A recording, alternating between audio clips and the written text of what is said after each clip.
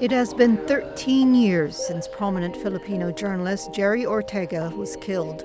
Ortega was shot in the back of the head in broad daylight in a busy store on January 24th, 2011.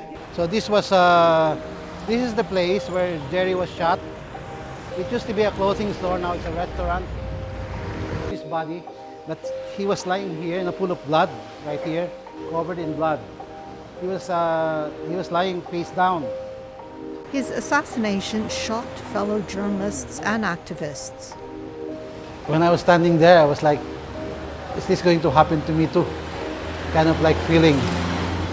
So it's a mixed emotion of anger, rage, fear, anxiety, everything. And just an emotional moment for me. He worked with the ABS-CBN Foundation, and working with such an institution, you may probably think that he would be insulated from these threats.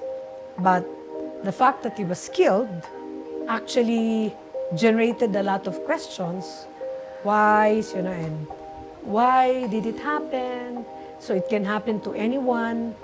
And if it happens to such a personality, how much more for our community partners, the indigenous peoples, the farmers, the fishers, the women, only ordinary barangay residents. So it has created a chilling effect.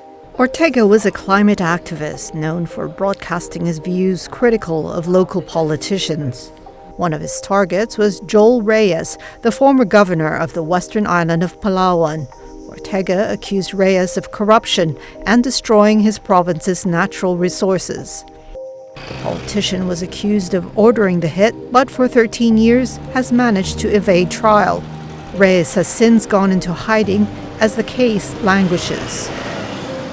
But Ortega's family remains determined to hold the perpetrators accountable. Of course, I feel angered, but I have to cope.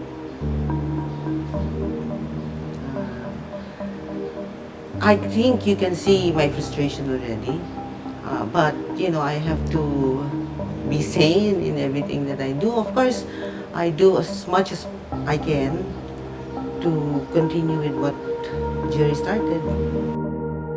Hopefully, if we are to prevail, maybe people like my dad, people who are brave voices, who speak truth to power, maybe people like him could survive. Maybe it would, send a message that you can't just kill people for speaking out. Maybe it will send a message that just because you're powerful, you're not going to get away with it. The Philippines is one of the most dangerous countries for journalists, according to the media watchdog Reporters Without Borders. The group says Philippine media and journalists are often harassed and attacked, a trend that has only intensified when former President Rodrigo Duterte was elected in 2016.